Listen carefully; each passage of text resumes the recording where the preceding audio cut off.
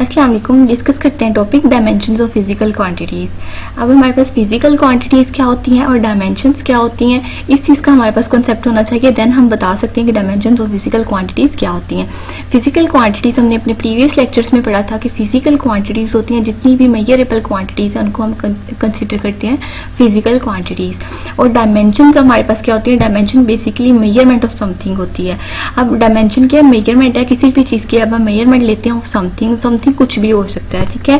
और वो समथिंग क्या है, वो बेस क्वांटिटीज़ होती हैं। हमने बेस क्वांटिटीज़ और ड्राइव्ड क्वांटिटीज़ पढ़ी थी। हमारे पास 7 बेस क्वांटिटीज़ होती हैं, उनको यूज़ करते हुए हम ड्राइव्ड क्वांटिटीज़ जो हैं उनको ड्राइव करते हैं। तो हमारे पास जो बेस क्वांटिटीज़ हैं उनमें वो इटसेल्फ हमारे पास क्या होती है, डायमेंशन होती है। मेजरमेंट ऑफ समथिंग हमारे पास क्या होती है, डायमेंशन। किसी भी चीज़ की मेजरमेंट हमारे पास डायमेंशन होती है। वो किसी भी चीज़ जो समथिंग की आप बात करें वो हमारे पास क्या है, बेस क्वांटिटी। यानी कि बेस क्वांटिटीज़ की जो डायमेंशंस होती हैं वो हमारे बेस क्वांटिटीज़ की बेस क्वांटिटी को इटसेल्फ हम जो है वो डायमेंशन कंसीडर करते हैं। तो उसको हमेशा हमने जो है वो स्क्वायर ब्रैकेट्स के साथ लिखना है। वही चीज़ हमें बताएगी कि यहाँ पे डायमेंशन की बात हो रही है। डायमेंशंस जो है वो हमें क्वालिटेटिव एनालिसिस के बारे में बताती है, लेकिन जो उसके यूनिट्स हैं वो हमें क्वांटिटेटिव एनालिसिस के बारे में बताते हैं। अब यहाँ से हमारे पास 2 वर्ड्स आ रहे हैं, क्वालिटेटिव और क्वांटिटेटिव। ये हमें पता है कि क्वालिटी की जब हम बात करें तो वहाँ पे मेयार की बात हो रही होती है, क्वांटिटी की जब बात करते हैं तो वहाँ पे मिकदार की बात हो रही होती है। इसको मैं नेक्स्ट एग्जांपल के जरिए इन सारे पॉइंट्स को एक्सप्लेन करूँगी। जस्ट मैं इसको थोड़ा सा ओवरव्यू दे रही हूँ। और जो यूनिटलेस क्वांटिटीज़ होती हैं वो हमेशा डायमेंशनलेस होती हैं, और वो फिजिकल क्वांटिटीज़ जिनके सेम यूनिट्स होते हैं उनकी सेम डायमेंशंस होती हैं। अब यहाँ से एग्जाम्पल के जरिए मैं आपको ये प्रीवियस सारे पॉइंट्स एक्सप्लेन करती हूँ। हमारे पास बेस क्वांटिटीज जो है वो हमारे पास 7 होती हैं, ठीक है। मैं जस्ट यहाँ पे एग्जाम्पल के लिए मैंने 3 लिए हैं यहाँ पे बेस क्वांटिटीज। लेंथ भी हमारे पास बेस क्वांटिटी है, मास भी, टाइम भी, ठीक है। अगर हम लेंथ की बात करें, फॉर एग्जांपल मैं मेजरमेंट ले रही हूँ, मेजरमेंट ऑफ समथिंग क्या है, डायमेंशन है। लेंथ की मेजरमेंट ले रही हूँ, सेंटीमीटर में ले रही हूँ, मीटर में ले रही हूँ, किलोमीटर में ले रही हूँ, लेकिन हमें क्या ले रही हूँ, मेजरमेंट ले रही हूँ। किस की ले रही हूँ, समथिंग। वो समथिंग क्या है, बेस क्वांटिटी है। क्लियर हुए पहले 2 पॉइंट्स। और थर्ड पॉइंट था कि क्वालिटेटिव एनालिसिस और क्वांटिटेटिव एनालिसिस। सेंटीमीटर में ले रही हूँ तो उसकी वैल्यू, स्केल जो है वो डिफरेंट वैल्यू देगा। मीटर में ले रही हूँ तो डिफरेंट वैल्यू देगा। किलोमीटर में ले रही हूँ तो डिफरेंट वैल्यू देगा। यूनिट्स क्या है, उसकी मिकदार के बारे में बता रहे हैं, ठीक है। और लेंथ, लेकिन बात किसकी हो रही है, सिर्फ लेंथ की, ठीक है। क्वालिटी इसमें क्या है, लेंथ की बात हो रही है। लेंथ यानी कि जो इटसेल्फ है वो हमें क्वालिटेटिव एनालिसिस दे रही है, जो उसके यूनिट्स है वो क्वांटिटेटिव एनालिसिस के बारे में बता रहे हैं। एज इट इज मैथ्स और टाइम के लिए, मैथ्स में ग्राम और किलोग्राम हमें उस स्केल के लिए बता रहे हैं जिसपे हम क्वांटिटेटिव यानी मिकदार की बात कर रहे हैं, ठीक है। और मैथ्स है, क्वालिटी क्या है, मैथ्स है, मैथ्स की बात हो रही है। टाइम में भी ऐसे ही है, ठीक है। तो आई होप सो कि आपको यहाँ से इस प्रीवियस जो पॉइंट्स उसका कंसेप्ट क्लियर हुआ होगा। ये हमारे पास 7 जो है बेस क्वांटिटीज़ हैं। मैंने थर्ड जो है वो 3 जो जस्ट आपको एग्जांपल के लिए लिए थी ताकि आपका कंसेप्ट क्लियर हो, लेकिन हमारे पास होती है टोटल 7 है, ठीक है। हमारे पास मैथ्स है, मैथ्स को हम कैपिटल एम लेते हैं, लेंथ को कैपिटल एल लेते हैं, टाइम को कैपिटल टी लेते हैं। लेकिन ये चीज़ आपने मस्ट माइंड में रखनी है कि विद इन स्क्वायर ब्रैकेट्स लिखना है इनको हमेशा। विद इन स्क्वायर ब्रैकेट्स ही हमें बताएगा कि यहाँ पे डायमेंशन की बात हो रही है, ठीक है। उसके बाद टेम्परेचर है, उसको हम कैपिटल के यानी केल्विन में भी लेते हैं और थीटा में भी लेते हैं, लेकिन विद इन स्क्वायर ब्रैकेट सबको, ठीक है। अमाउंट ऑफ सब्सटेंस में हम स्मॉल एन लेते हैं। इलेक्ट्रिक करंट हमारे पास उसको हम जो है उसको सिंबल होता है आई, कैपिटल आई, ठीक है। Charge per unit time Q over T. But यहाँ पे जो इसका डायमेंशनली सिंबल है वो उसको हम लेते हैं कैपिटल ए। उसके बाद ल्यूमिनस इंटेंसिटी उसके लिए हम लेते हैं कैपिटल जे। अब देखते हैं इसका नेक्स्ट सेक्शन। यहाँ पे मैंने ये कुछ क्वांटिटीज हैं, लाइक हमारे पास वो 7 जो थी वो हमारे पास बेस क्वांटिटीज थी, ठीक है। वो इटसेल्फ हमारे पास क्या है, डायमेंशंस है। अब हमने ड्राइव्ड क्वांटिटीज उनसे करनी है, ड्राइव्ड क्वांटिटीज की डायमेंशंस ड्रॉ करनी है बेस क्वांटिटीज को यूज करते हुए। अब यहाँ पे अगर स्पीड की या वेलोसिटी की बात करें तो स्पीड हमारे पास इक्वल होती है डिस्टेंस ओवर टाइम। अगर वेलोसिटी की बात करेंगे तो डिस्प्लेसमेंट ओवर टाइम आ जाएगी। और डिस्टेंस, अब डिस्टेंस का हमारे पास क्या यूनिट क्या होता है, डिस्टेंस का यूनिट मीटर होता है। जिसका भी यूनिट मीटर होगा हमने वहां पे लेंथ कैपिटल एल यानी कि लेंथ ही पुट करनी है, ठीक है।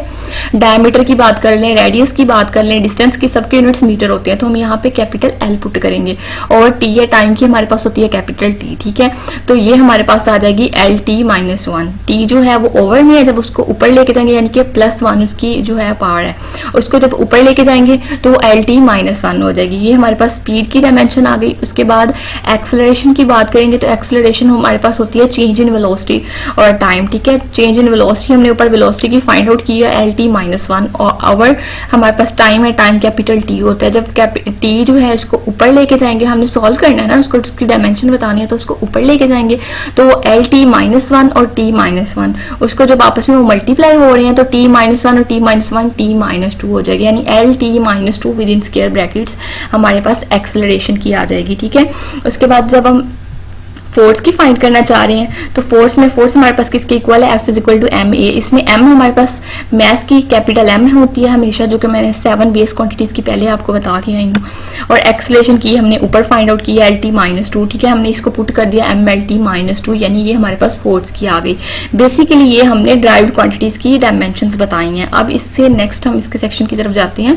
यहाँ पे एग्जैक्ट डेफिनेशन जो है वो यहाँ पे आ रही है, ठीक है। इसकी उन्होंने कहा कि फिजिकल क्वांटिटी जो है उसकी डायमेंशन हम जो उसको डिफाइन इस तरह से करते हैं कि बेस क्वांटिटीज की जो पार्ट्स होती हैं वो बेसिकली हमारे पास डायमेंशंस होती हैं, ठीक है। फिजिकल क्वांटिटी को हम इस तरह रिप्रेजेंट करते हैं कि जो बेस क्वांटिटी, हमने क्या कहा है कि मेजरमेंट ऑफ समथिंग क्या है, बेस क्वांटिटी है। बेस क्वांटिटी की जब भी हमने मेजरमेंट लेनी है, डायमेंशंस फाइंड कर रहे हैं, बेस क्वांटिटीज की जो पार्ट्स होंगी वो हमारे पास डायमेंशंस होंगी, ठीक है।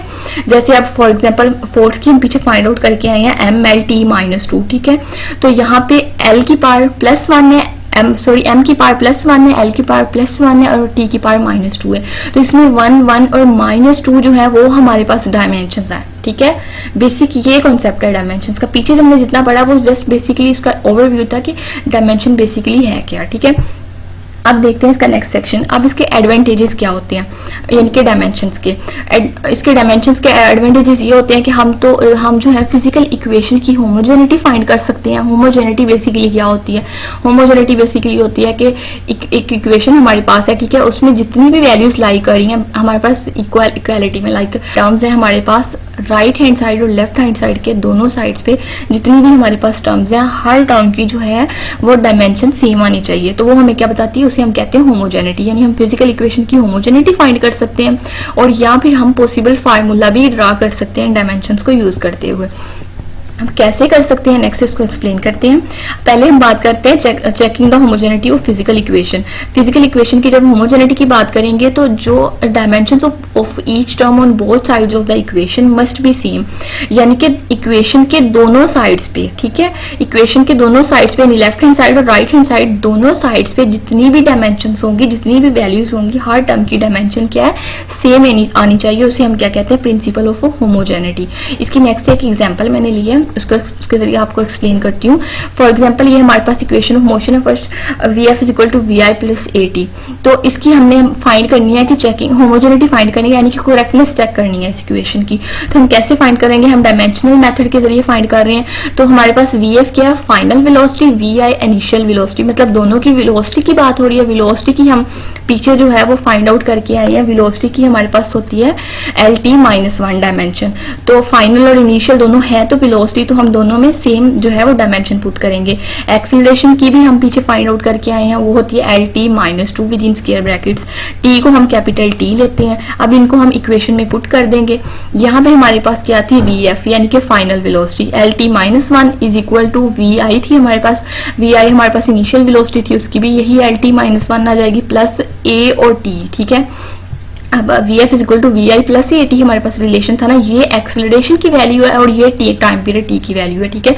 बेसिकली ये दोनों आपस में मल्टीप्लाई हो रहे हैं, दोनों आपस में मल्टीप्लाई होके L वैसे ही रहेगा, T की पावर -2 है, यहाँ पे +1 है, तो -2 और +1 -1 हो जाएगी तीनों की। अब देखिए इस इक्वेशन में इस इक्वालिटी के दोनों साइड्स पे जितनी भी टर्म्स है, ईच टर्म, हर टर्म की बात करनी है, ठीक है, जितनी भी टर्म्स है सबकी डायमेंशन क्या है, हमारे पास सेम आ रही है। अगर आप इसको मजीद हम सॉल्व करें, ये +1 और +1 2 हो जाएगा और LT -1 एज इट इज।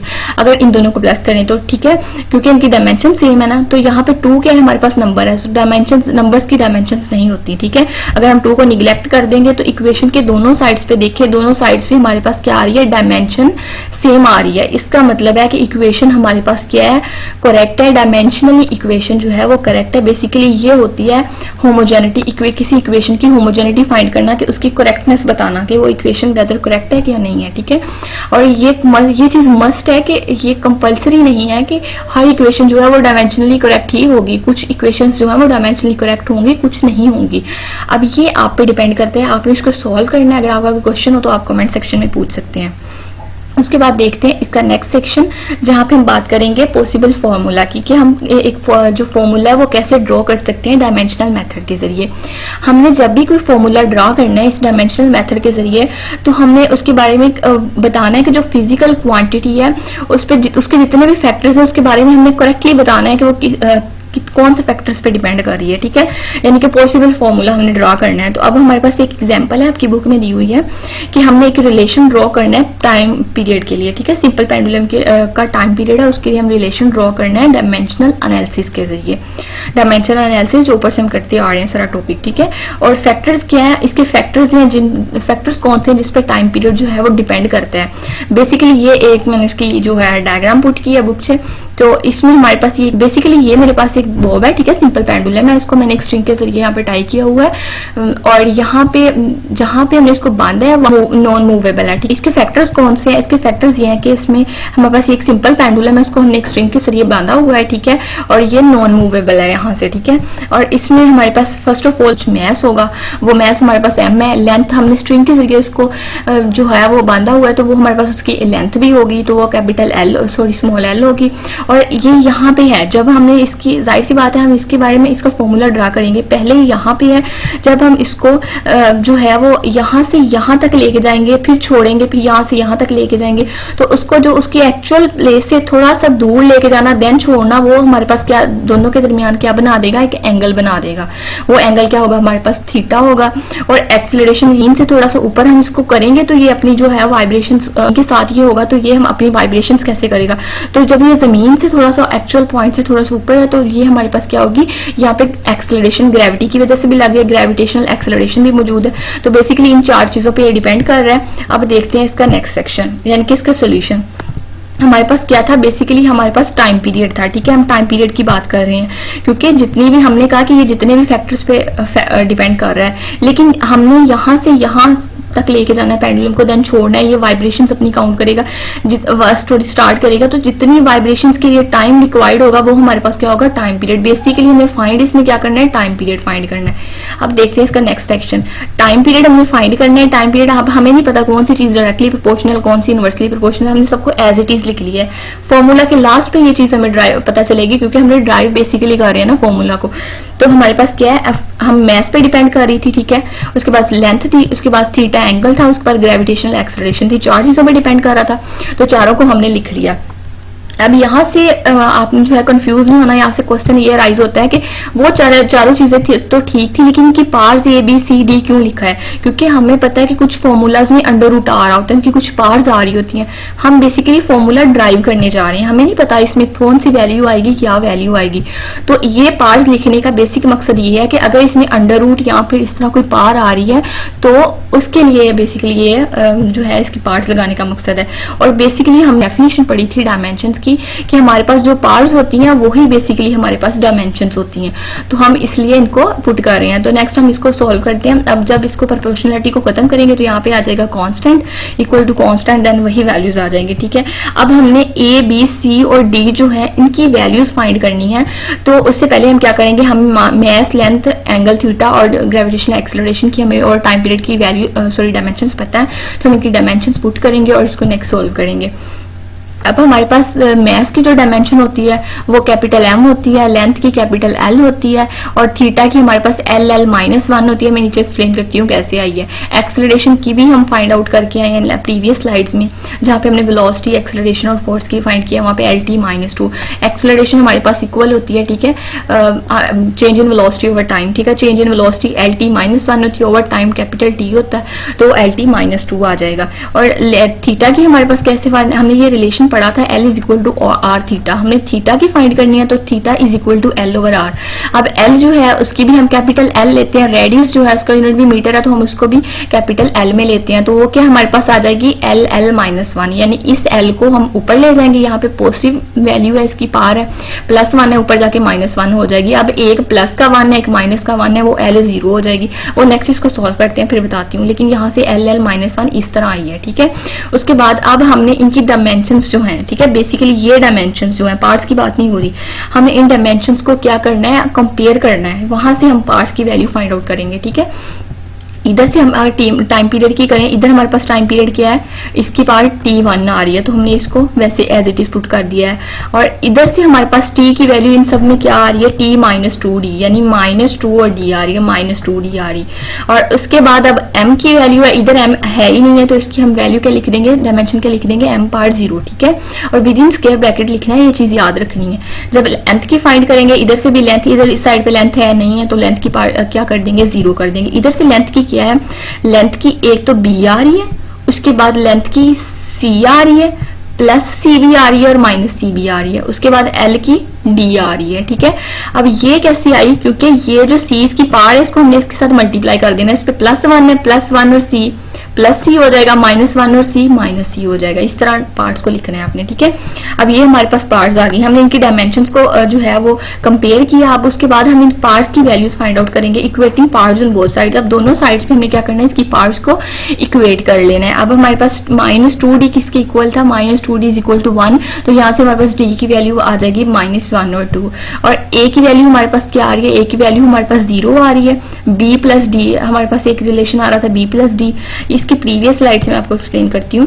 यहाँ पे हमारे पास आ रही थी कि -2d आ रही थी ना, इधर से t की पावर क्या है -2d, इधर से क्या है 1, तो वो क्या आ जाएगी, टाइम पीरियड की बात कर रही है ना, तो हमने टाइम की ही पार्ट्स की बात करनी है। -2d, इधर से हमारे पास -2d किसके इक्वल आ जाएगा, 1 के, इधर से a किसके इक्वल आ जाएगा, 0 के, इधर से b + d + c -c सारा किसके इक्वल आ जाएगा, 0 के। पार्ट्स की बात कर रही है ना, तो वहीं से ये नेक्स्ट जो है वो हमारे पास वैल्यूज आई थी जो अभी मैंने आपको बताई हैं। तो b + d हमारे पास क्या आ जाएगा, 0, b is equal to -d आ जाएगा। अब d की वैल्यू हमें पता है -1/2 है, उसको यहाँ पे पुट कर देंगे, ये भी माइनस है, ये भी माइनस है, माइनस माइनस प्लस हो जाएगा, ये 1/2 आ जाएगा, ठीक है। अब हमें d की वैल्यू भी पता चल चुकी है, b की वैल्यू भी a हमारे पास एज इट इज वैसे 0 है। तो उसके बाद हमारे पास थीटा हमारे पास किसके इक्वल होता है, थीटा की वैल्यू हमने पढ़ी एल एल -1c, यानी कि जो मैं पहले एक्सप्लेन करके आई हूँ, ये +c है, यहाँ पे +c आएगा, यहाँ पे -c आएगा, वो दोनों कैंसिल होकर यानी 0 रह जाएगा।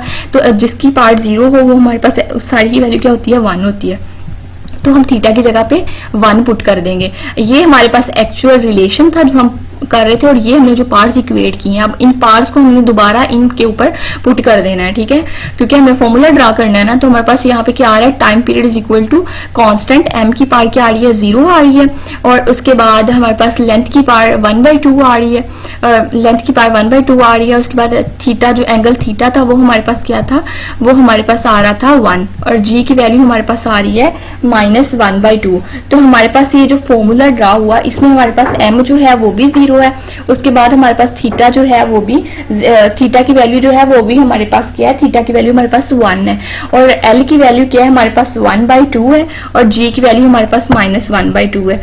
तो हमने डायमेंशनली इस चीज को फाइंड आउट किया है। अब इसको रिलेशन को देखते हैं, इसकी वैल्यू भी 1 है, ये भी 1 है, मल्टीप्लाई होकर 1 रह जाएगा, ठीक है। अब ये 1/2 यानी कि 1/2 क्या है, अंडर रूट, ये भी 1/2 क्या है, अंडर रूट, लेकिन ये माइनस है यानी कि ये 1 ओवर में जाएगा, तो ये l की पावर 1/2 यानी कि l under root root over G under root है, तो हमने इसको कंबाइन लिख दिया L over G under root. ये हमारे पास टी है, कांस्टेंट जो है वो कांस्टेंट, डायमेंशनल एनालिसिस हमें कांस्टेंट की वैल्यूज और नंबर्स की वैल्यूज नहीं देते, नंबर्स की डायमेंशन ही नहीं होती। इस कांस्टेंट की हम वैल्यू फाइंड आउट कर सकते हैं लेकिन एक्सपेरिमेंट्स के जरिए, डायमेंशनल एनालिसिस के जरिए नहीं, ठीक है।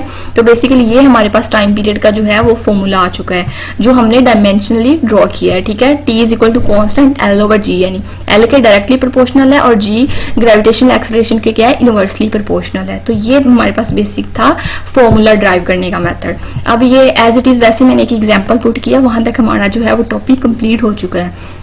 हमने डायमेंशंस फाइंड करनी है कोफिशिएंट ऑफ विस्कोसिटी की और स्टोक्स लॉ से। वहां पे हमारे पास ड्रैग फोर्स क्या है, ड्रैग फोर्स एफ है किसी स्फेरिकल ऑब्जेक्ट के लिए जिसका रेडियस आर है और जिसकी मूव कर रहा है वेलोसिटी वी के साथ। ये हमारे पास रिलेशन है F is equal to 6 pi eta R V. ये आपकी बुक में, टेक्स्ट बुक में एग्जाम्पल है, ठीक है। एग्जाम्पल्स को मैं बता रही हूँ यहाँ पे, प्रीवियस जो थी वो भी आपकी एग्जाम्पल थी 6 पाई ईटा आर वी। इसमें हमने ये जो ईटा है ना, ये कोफिशिएंट ऑफ विस्कोसिटी की वैल्यू हमने फाइंड आउट करनी है। नेक्स्ट इसका सोल्यूशन देखते हैं।